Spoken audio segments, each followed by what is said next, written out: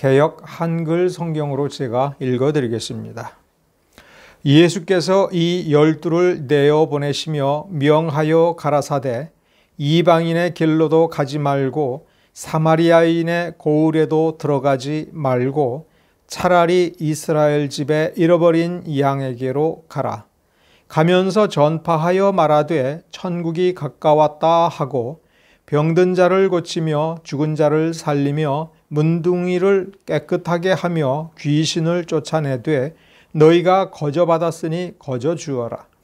너희 전대에 금이나 은이나 동이나 가지지 말고 여행을 위하여 주머니나 두벌 옷이나 신이나 지팡이를 가지지 말라. 이는 일꾼이 저 먹을 것 받는 것이 마땅함이니라. 아멘. 8월 22일 주일, 그러니까 지지난주 설교에서 무엇이 진짜를 만들어주는가, 무엇이 우리를 진짜 제자로 만들어주고 무엇이 우리가 듣는 복음을 진짜 복음이 되게 하는가, 그런 질문에 대해서 이 말씀을 가지고 상고해 보았습니다. 예수께서 자기 자신을 가리켜 길이요 진리요 생명이라고 하셨습니다. 그 말씀 또한 과연 무엇이 우리를 진짜로 만들어주는가 라고 생각해 본다면, 우리가 예수를 진짜로 만났고 우리가 예수님을 진짜로 영접을 했고 우리가 진짜 구원을 받아서 진짜 생명을 누리는 그러한 삶을 산다면 예수님은 길이시니까 우리는 그 길을 온전히 걸어갈 수 있다는 의미가 됩니다. 그러니까 길이니까 하나님 아버지, 하나님 나라에 이르는 그 과정을 우리가 이 땅 위에서 계속 걸어갈 수 있다는 얘기가 됩니다. 예수님은 진리이심으로 우리가 예수를 참으로 만났으면 우리는 참된 진리, 진짜 진리와 가짜 진리라고 말할 수 있는 그것 사이에 온전한 분별력을 행하면서 당연히 그만큼 우리는 그 길을 벗어날 위험이 없게 됩니다.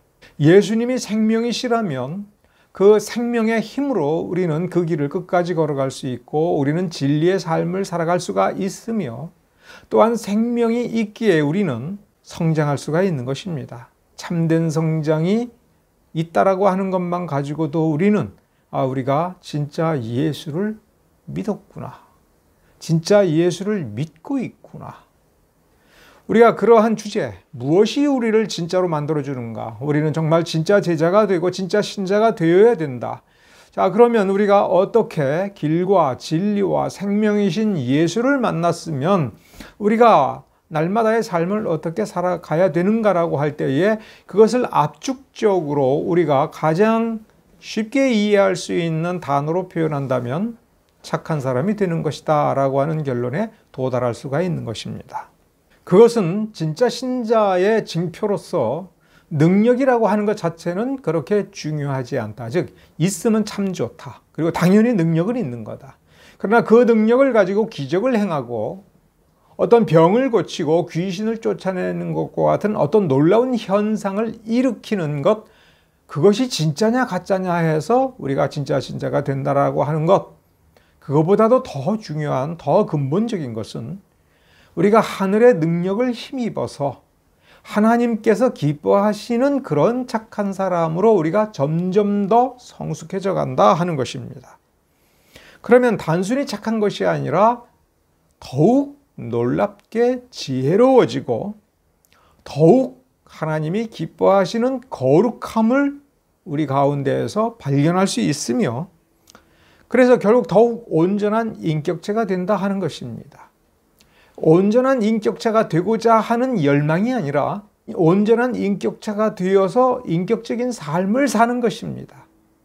그러면 그 결과로 착한 행실을 하게 되는데, 그 행실 자체가 중요한 것이 아니라 얼마나 그 행실을 많이 했는가가 아니라 그 본성의 성품이 얼마나 하나님이 기뻐하시는 그 착함과 일치하는 착함인가, 그리고 그 양이 중요한 것이 아니라 하나님이 기뻐하시는 그 착함에서부터 나오는 착한 행실로 하나님을 기쁘게 하는 것인가, 우리가 이런 점을 살펴볼 필요가 있습니다.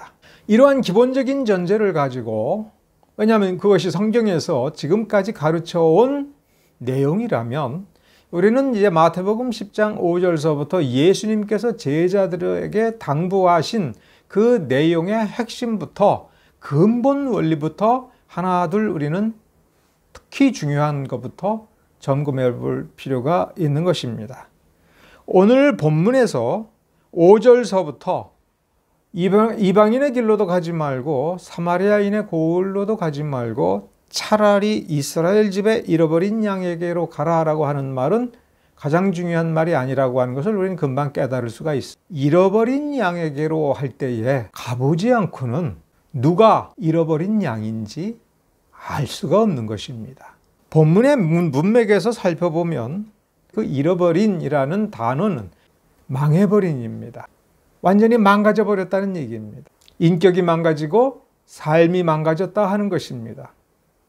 근데 그 동네에 가보지 않고서는 알 수가 없는 거죠. 만나보지 않고는 알 수가 없는 겁니다. 어디에 유대 마을이 있느냐 없느냐 가보지 않고는 어떻게 알겠습니까? 마가복음에 이 같은 내용을 기록한 말씀을 살펴보면 둘씩 짝을 지어서 보내셨으니 둘씩 서로 다른 길로 떠났을 때에 이제 자기 짝꿍하고 상의를 해야 됩니다.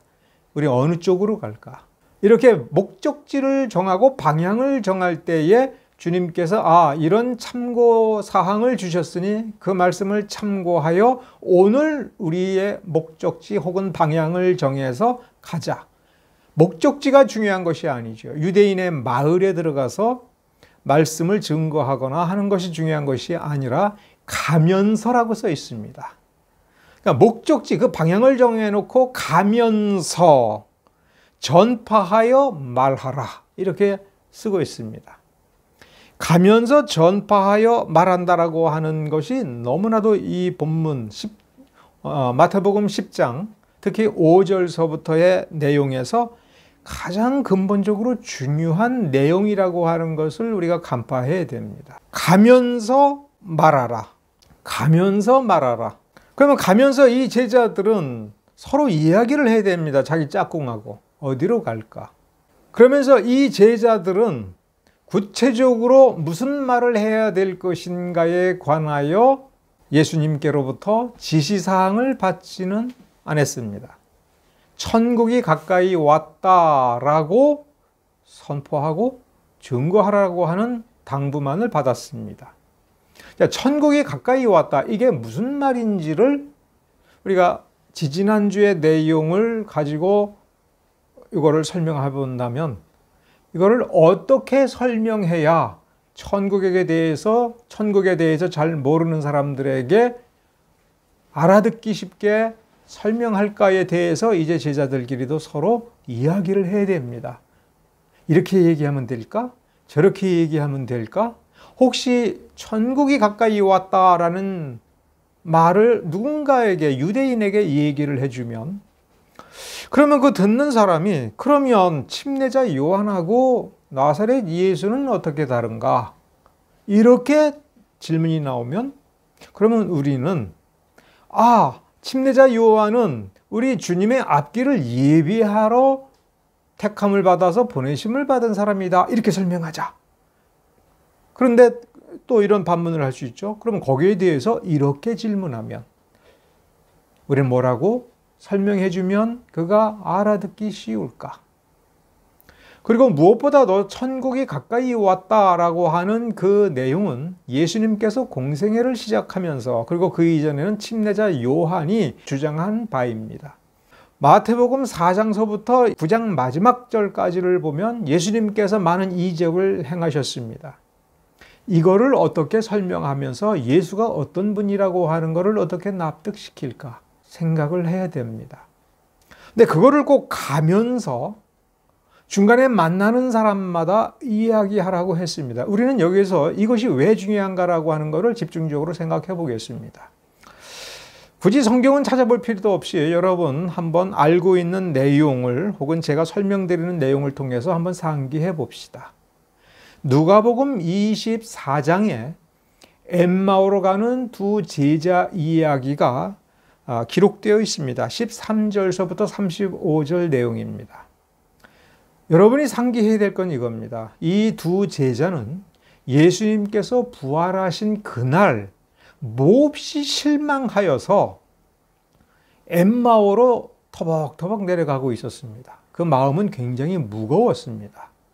이 두 제자는 그 부활절 아침에 그 무덤이 빈 현상을, 그 증거를 목격한 목격자들, 여인들과 베드로가 가서 확인한 그 내용까지를 다 들었습니다. 분명히 여기에서 그날 어쩌다가 예수께서 십자가에 달려 돌아가셨 그 장면이거나 예수님께서 부활하셨다라고 하는 어떤 현상, 무덤이 비었다는 현상을 보고 제자들이 소동을 일으킨 그 장면을 우연히 본 사람이 아닙니다. 분명히 두 제자라고 쓰여 있습니다. 근데 두 제자가 무덤이 비었다, 즉 예수께서 약속하신 대로 부활하셨다라고 하는 그 현상의 결과를 목격하고 그 소문을 전해 주어서 다 들었거나 혹은 직접 그 빈 무덤을 확인까지 했을 수도 있는 제자입니다. 근데 이 제자가 그 모든 내용을 들었음에도 불구하고 몹시 실망하여서 터벅터벅 내려가고 있었습니다. 둘이었습니다. 그러니까 예수님께서 제자들을 둘씩 짝을 지어서 유대인들이 사는 마을로 가서 잃어버린 양들에게 천국이 가까이 왔다라고 하는 것을 증거하게 하신 마태복음 10장과 왠지 뭔가 같은 원리가 있다는 걸 알 수 있지 않겠습니까?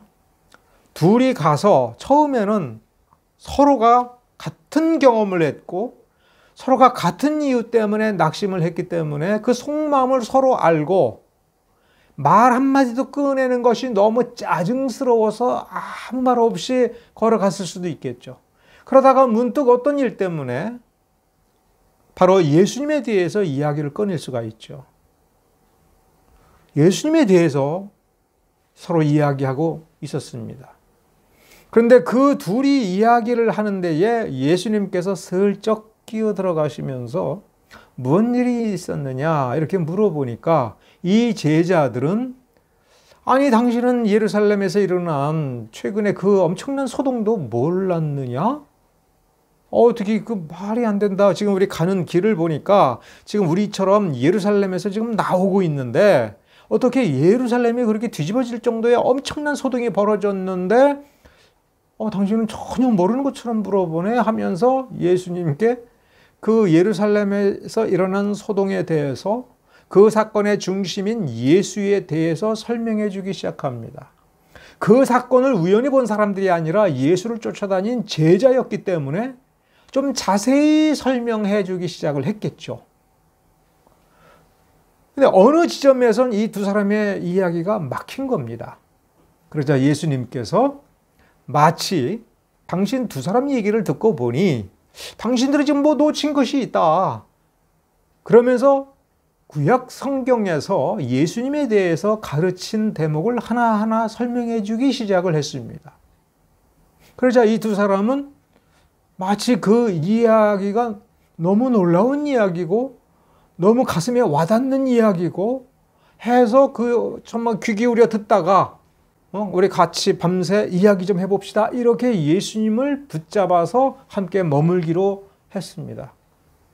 근데 예수님께서 떡을 떼어 축사하시니까 이들의 눈이 밝아져서 비로소 자기가 지금 부활하신 예수님과 대화를 했다라고 하는 사실을 깨달았습니다. 그 다음에 보면 이 두 사람이 서로 또 수군거립니다. 예수님이 그 자리에서 갑자기 없어지니까 수군거립니다. 우리가 길거리에서 이야기를 듣다가 보니까 우리 가슴이 뜨거워지지 않느냐. 자, 그럼 돌이켜서 그 사건에서 우리는 이 점을 생각을 해봐야 됩니다. 예수님께서는 이 두 제자에게 다른 어떤 새로운 진리를 가르치셨느냐 이거예요. 그리고 예수님은 왜 이런 방법으로 이 두 제자에게 접근했느냐 이거예요.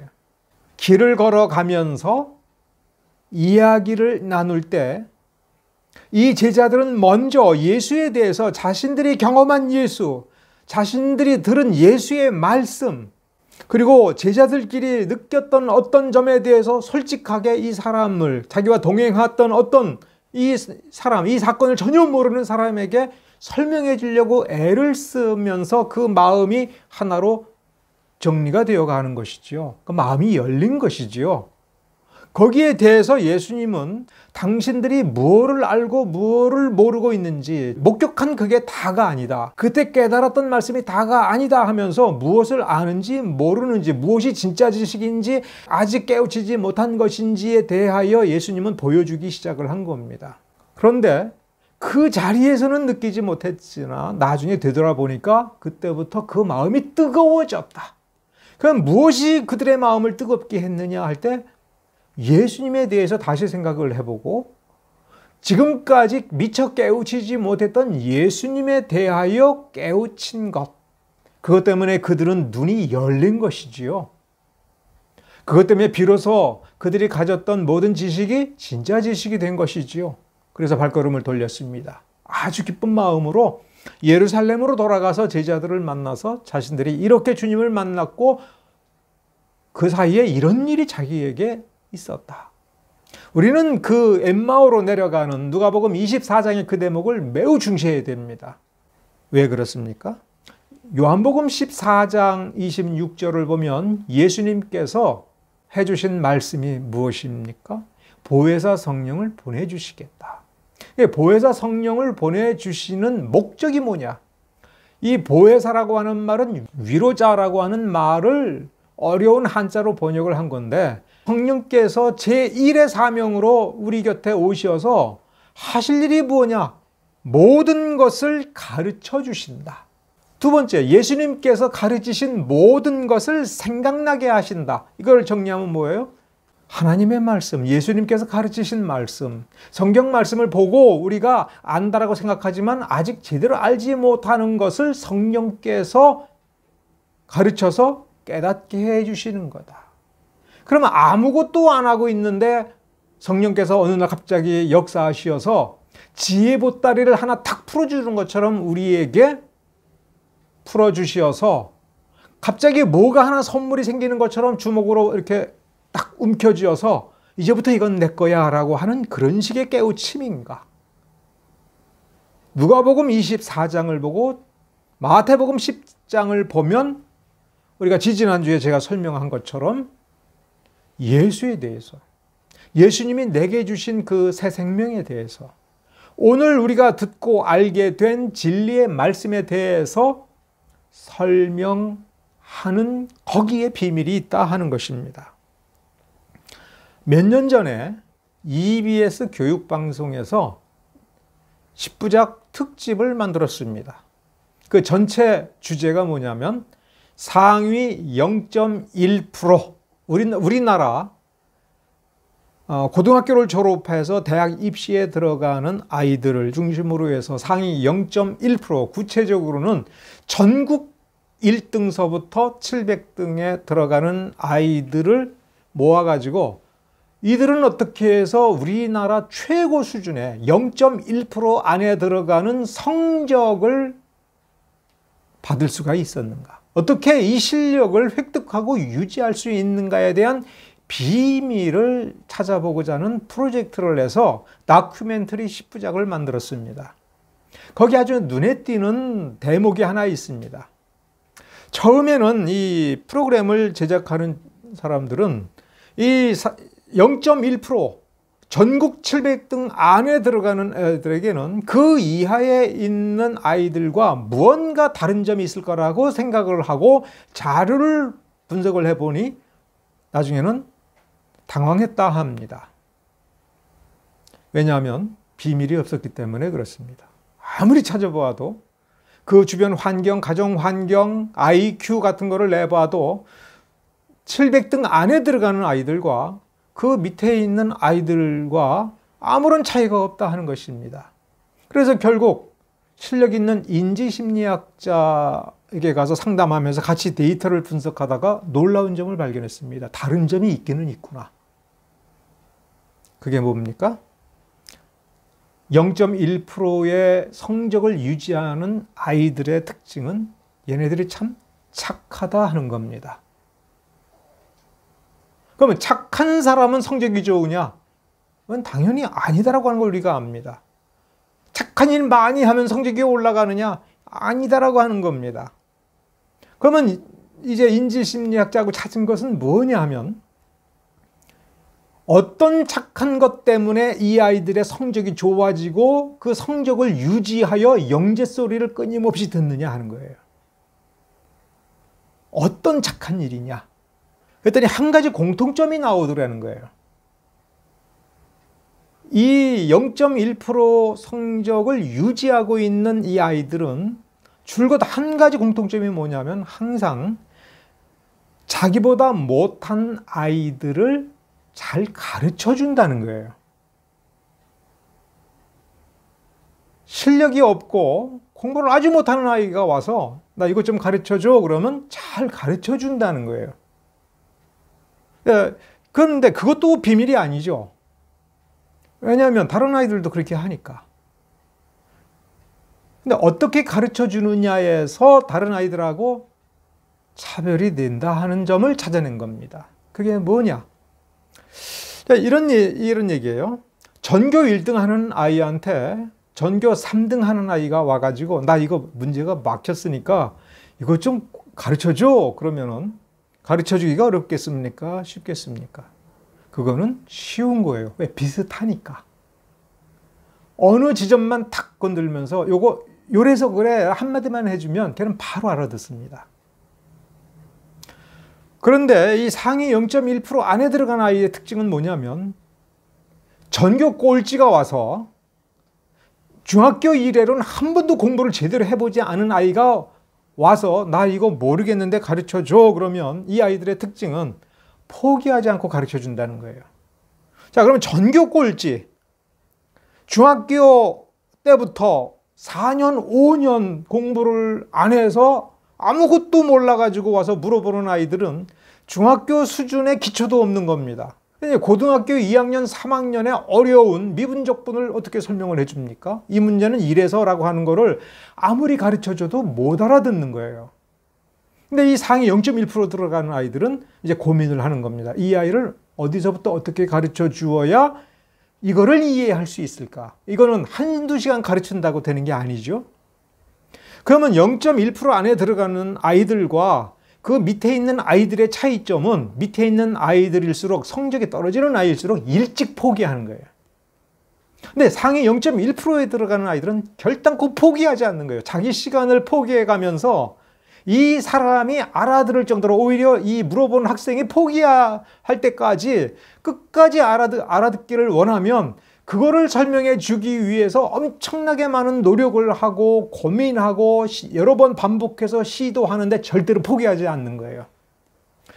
인내력이 대단한 거죠. 아니 처음에 인내가 없더라도 이렇게 하려면 인내가 무지 필요한 겁니다. 그러면서 생각을 해야 돼요. 뭘 생각을 해야 돼요? 이 아이가 왜 못 알아들을까? 그럼 이 아이가 어떻게 해야 알아들을까를 가지고 이 아이의 뇌 구조를 생각을 해봐야 돼요. 간단히 얘기하면. 이 아이가 가지고 있는 지식에서 빠져 있는 것이 무언가를 알아내서 그거를 다 채워줘야 돼요. 그럼 이 아이가 뭐를 훈련을 하는 겁니까? 자기도 모르게 메타인지라고 하는 인지심리학적 용어에 해당하는 거를 설명해 주는 거예요.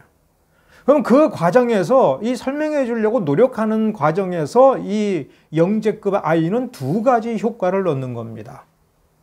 인내력을 통해서 사람이 착해지는 거예요. 실제로 해보면 답답해 미칩니다. 자기가 가지고 있는 어떤 설명으로 설명해도 못 알아듣고 지금까지 4년, 5년 거의 평생에 걸쳐서 공부하지 않은 아이에게 그래서 머리가 딱 굳어져 있는데 그 아이에게 지금 이 질문 한 여기까지 설명을 해서 납득시키려면 얼마나 많이 참아야 됩니까? 근데 그거를 어쩌다 한 번이 아니라 항상 그렇게 해온 거예요, 그 아이들은. 어렸을 때부터. 그러니 인내력이 쌓아지고 사람을 참는 거예요. 그리고 이 사람을 이해하면서 공감하면서 얼마나 답답하면 나한테 와서 이렇게 묻고 내가 여러 번 설명해줘도 못 알아듣는데 포기하지 않는구나. 그럼 어떻게든 이 아이를 도와줘야 되지 하면서 인간을 인간으로 보는 눈이 열리면서 이제 메타인지라고 하는 그 원리를 몸으로 터득하게 되는 겁니다.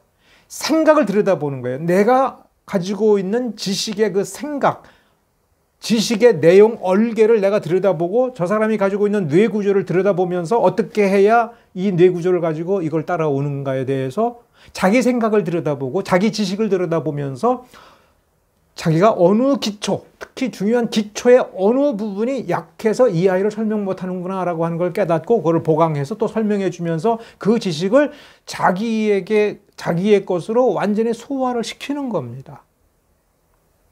우리는 여기에서 인지심리학이 그런 거구나. 인지심리학자가 그렇게 얘기하는 거구나.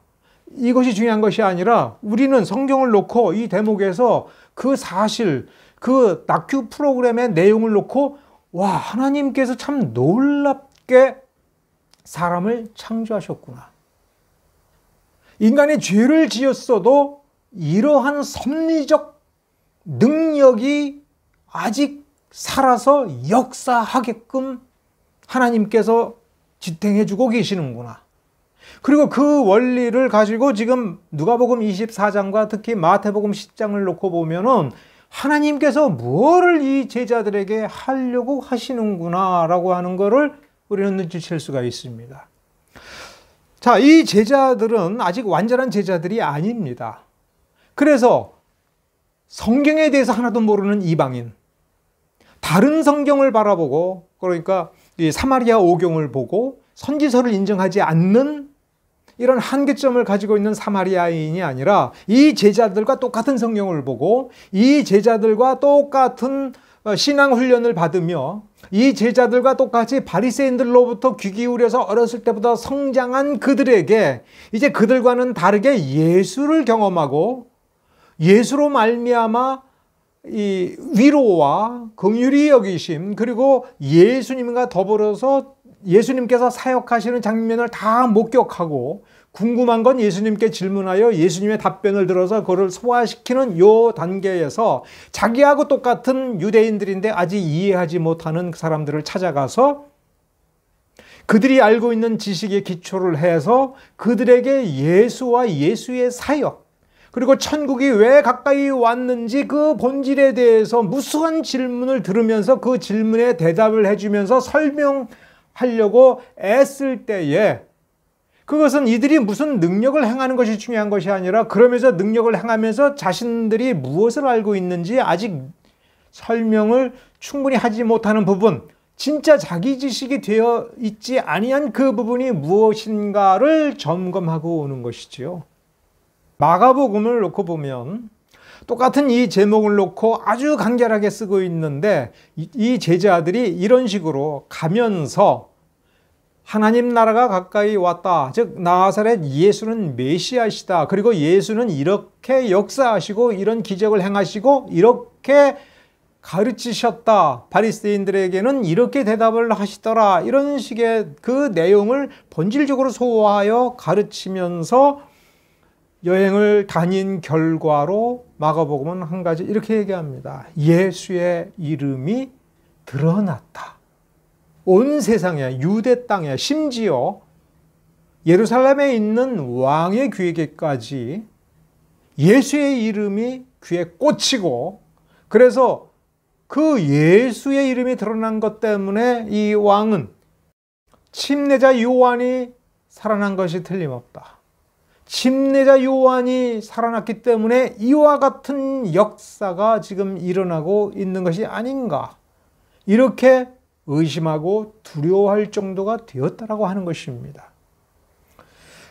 여기서 제자들은 가면서 이렇게 설명하면서 또 예수께서 가르쳐 주신 여러 가지 지침들을 그대로 준행하면서 어떤 결과에 도달했느냐?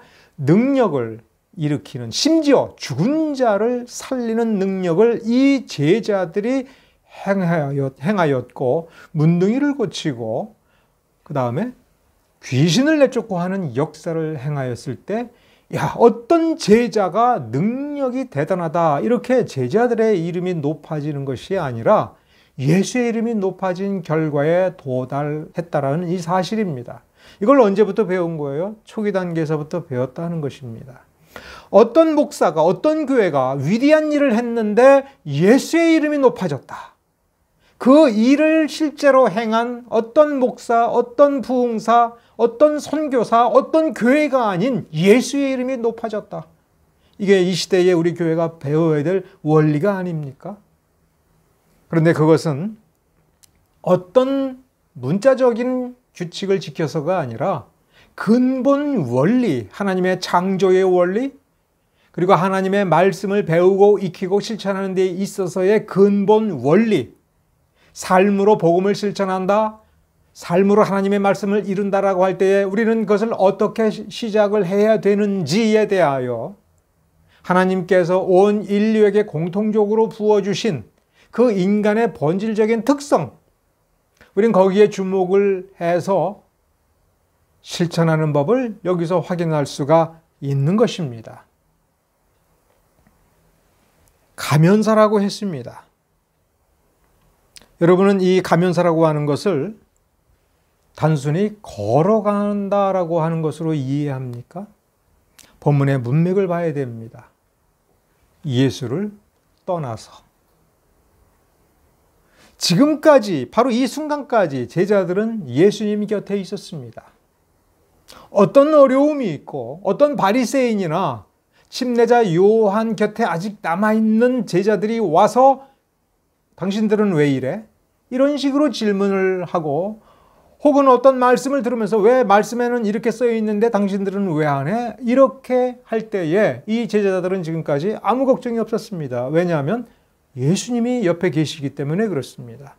모르는 것을, 그 모르는 것이 자기를 답답하게 하기도 전에 이건 모르겠다라고 할 때에 시간을 내어서 예수님께 질문하면 예수님께서 답을 해 주셨습니다.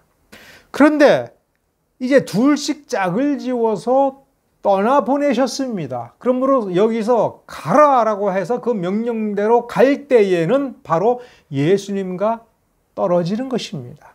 예수님 없이 이제 자기가 바리새인을 만날 수도 있는 겁니다. 무식하지만 대단히 이 옆구리를 푹 쑤시는 듯한, 심장을 찌르는 듯한, 말문을 막아버리는 듯한 그런 질문을 받을 수가 있습니다. 그럼 도망을 가야 될까요? 왠지 우리에게 곤란한 질문을 던질 것 같은 사람이 저기서 나타나면 우리는 옆으로 슬쩍 옆골목으로 도망을 가야 될까요? 얼마나 두려운 일이겠습니까? 그 두려움을 벗어나라고 능력을 주신 것이 아닙니다. 가서 말하라고 얘기합니다. 먼저 증거하라고 얘기합니다. 먼저 설명하라고 합니다. 이 제자들은 마치 홀로 의지할 데 없이 이 땅을 고독하게 살아갈 때에 옆에 반려자 한 사람을 두고서 함께 손붙잡고 걸어가면서 이 두렵고 어두운 세상에서 어떻게 해야 되는지에 대해서 훈련을 받는 귀중한 시간입니다. 이제 모든 것을 스스로 견뎌내야 하는 담대함을 가질 뿐만 아니라 생각을 해야 됩니다. 이제부터 부딪히는 모든 문제는 스스로 생각을 해야 됩니다.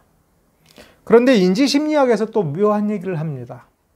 인간의 뇌를 가장 창의적으로 만들어주고 창의적으로 문제를 해결할 수 있는 가장 기본적인 방법이 무엇이냐라고 할 때 인지심리학에서는 걸으라라는 얘기를 합니다. 걸어가라. 그러면 전혀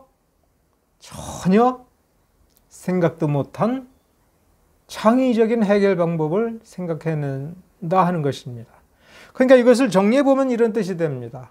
어느 마을에 가서 어떤 사람을 만났는데 도저히 대답을 하지 못할 질문을 하는 바람에 그 질문에 이 제자들이 대답을 하지 못할 때 거기서 끙끙거리고 있을 필요가 없다 하는 것이죠.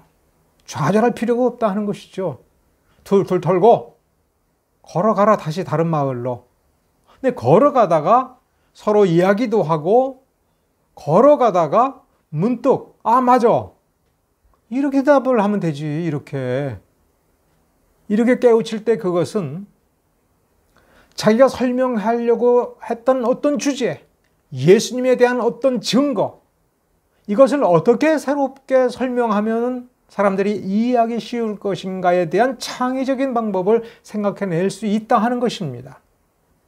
문제의 현장을 떠나라, 걸으라. 그러면 생각날 것이다. 인생을 살다가 보면 우리가 만나지 못했던 많은 문제를 만납니다. 신자로서 이 문제를 어떻게 해결해야 될까? 신자로서 여기서 어떻게 처신하면 될까라고 하는 것을, 그 문제를 아무리 들여다보아도 답을 찾지 못하는 경우가 굉장히 많은 것입니다. 그때마다 우리는 기도합니다. 주님 도와주십시오. 그러나 기도를 해서 주님께서 응답할 때까지는 내가 일어서지 아니하리라. 4시간도 좋고 6시간도 좋고 그렇게 기도하리라. 혹은 나는 묵상하리라. 눈을 감고 마음의 어떤 평정심을 찾으며 어떤 묵상의 원리를 따라서 촛불을 켜놓고 혹은 벽을 향하여 몇 시간을 마치 무아지경에 빠진 듯이 묵상을 해야 옳은 것인가? 오늘 본문에 보면 우리는 눈치챌 수 있습니다. 하나님께서는 그런 식으로 우리를 창조하지 아니하셨다 하는 것입니다. 그렇게 할 때가 있어서 그렇게 하고 싶어서 하는 건 참 좋은 것이지만은 기본적으로 사람의 원리는 그 답이 없으면 그 문제를 떠나라, 걸으라, 말씀을 보라, 성령께서 생각나게 해 주실 것이다, 믿으라. 우리는 주님의 말씀을 믿습니다. 하나님께서 사람을 어떻게 창조하셨을 줄을 우리가 믿습니다. 창의성은 불신자들 가운데 천재적인 어떤 사람의 것이 아니라 하나님께서 인류에게 주신 보편적인 선물이지만은 특별히 이렇게 말씀을 살펴놓고 보면은 바로 신자들에게 가장 우선적으로 개발시켜 주시고자 하는 것이 바로 그 창의성이며, 믿음 가운데서도 말씀에 순종하는 가운데서도 얼마든지 창의성을 발휘할 수 있다 하는 것입니다. 우리가 이 원리를 실천한다면 성령께서 우리 가운데 있고 우리가 증거해야 될 66권 성경 말씀이 이 앞에 있다면 우리는 이 말씀의 원리를 근본적으로 시작하고 추구한다면 우리는 지혜가 자랄 수 있다 하는 것입니다. 창의성이 자랄 수 있다 하는 것입니다. 그 놀라운 선물을 우리는 포기해서는 안 된다 하는 것을 이 말씀에서 확인해 볼 수가 있습니다. 기도하겠습니다.